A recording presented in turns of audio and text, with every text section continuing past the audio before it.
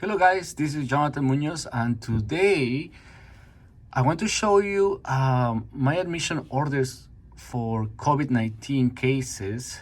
And this lady that we're going to admit right now, it's a 69 years old that had COVID vaccinations completed a month ago, and is coming with 3 or 5 days of shortness of breath, coughing, fevers, and was found to be hypoxic, needs 4 liters of oxygen, had a fever, had a chest x-ray that shows bilateral pneumonia consistent with COVID, has elevated inflammatory markers, CRP, D-dimer, procalcitonin. So overall, it looks like a COVID case with acute hypoxic respiratory failure. So we're going to admit her to the hospital and see what order we have in the chart for her. So this is a power chart. This is considered a power chart. And this is on Cerner. And what we do first is start up here where you see the cursor, is choosing what is the resuscitation status. Very important to choose one because otherwise patients don't get admitted. So this lady chose to be full code. Then these are already pre-selected. They're simple standard orders.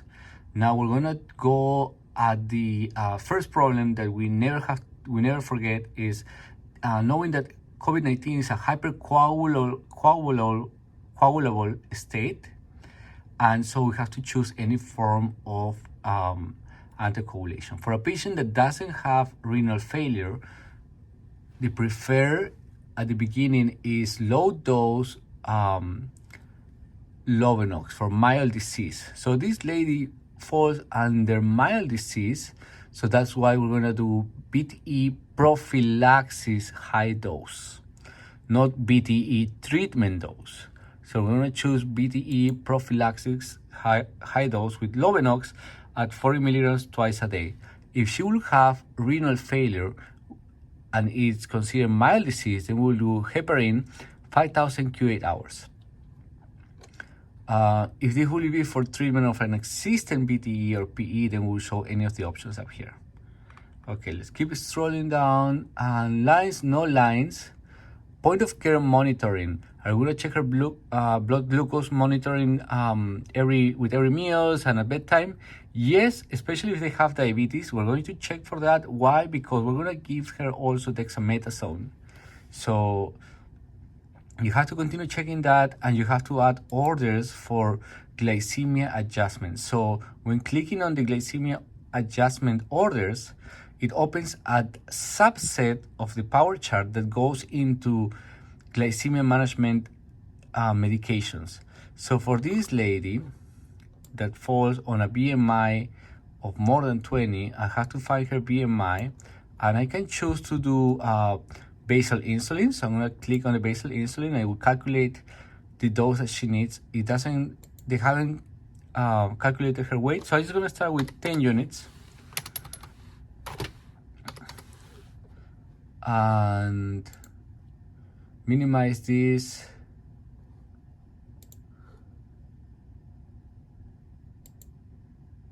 And now I'm gonna give her also correctional TID because she's eating, and I'm gonna give her bedtime.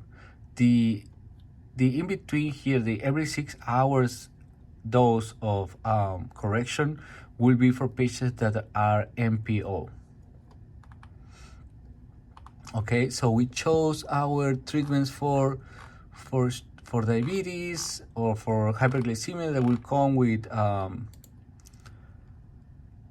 dexamethasone. Next is activity level. Is this patient going to be moving around and about? Yes, activity as tolerated, it's pre-selected. Actually, we encourage to do that. Diet, is she gonna have a diet? So choose the diet option, and we're gonna give her cardiac diet. I'm just saying because she has diabetes, so just cardiac or diabetic diet. There's no wrong on that. And then medication, continuous infusions. You can do continuous infusions. You can choose to do sodium, D5NS, D5-half-NS, if that's needed. For this patient and for most COVID patients, we choose not to give many fluids, as they recommended to have them a little on the dry side. Now, for medications, you have these two options. We have these two options, remdesivir and baricitinib. And they say that the combination of these two early in the treatment of the disease improves or fastens the recovery. So I'm gonna do both of them. Why? Because we have them available here. So remdesivir, it comes with a inherent order of a CMP on a daily basis because we monitor for liver function. And then we choose also for baricitinib, and because she has a normal creatinine level, I'm going to choose the first option. Okay, and then my steroids. So we're gonna choose the IV push. Why? Because in the hospital we don't do POs, otherwise we could send this patient home. So it's gonna be the daily dose and the first dose now. So they already gave her one in the ER. Now, also never forget to order your Tylenol and Zofran, and if you want something for bedtime to help them sleep. Next, labs. Which labs we're gonna get for today? We already got the COVID severity labs like the dimer, CRP. We already got a hemoglobin A1C, so I'm just gonna uncheck this. But for tomorrow, I need a CBC, a CMP. Blood cultures, they were already ordered, but any patient that presents febrile to the hospital needs a set of blood cultures. Okay, and I don't need a chest X-ray because she already had one. I don't need this. And I don't need any of these ones here, so it's gonna delete them. That's about it. It also gives you the last part, a consult to physician. We always consult an infectious disease doc. So I will check on it, but I don't know who is the infectious disease doctor today. So I'm gonna leave that part for my partners that will come in the morning. And this box keeps showing because they haven't provided with the weight for this patient.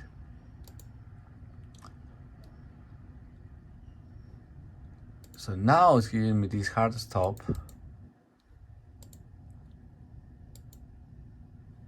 So I'm just gonna do 60 kilograms. And then I will talk to the nurses and let them know, hey, I just entered an average to proceed with documentation. So now at the end, you have to sign, click on here to sign on all your orders.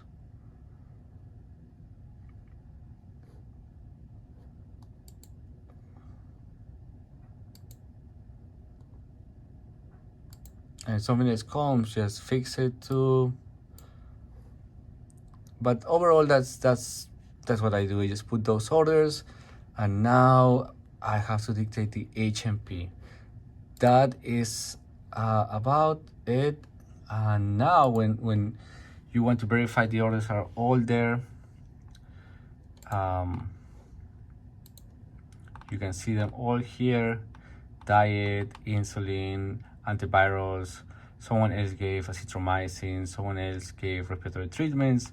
Everything shows in here. Well, that's it. If you have any questions, I'll leave it in the comments, and thank you for watching.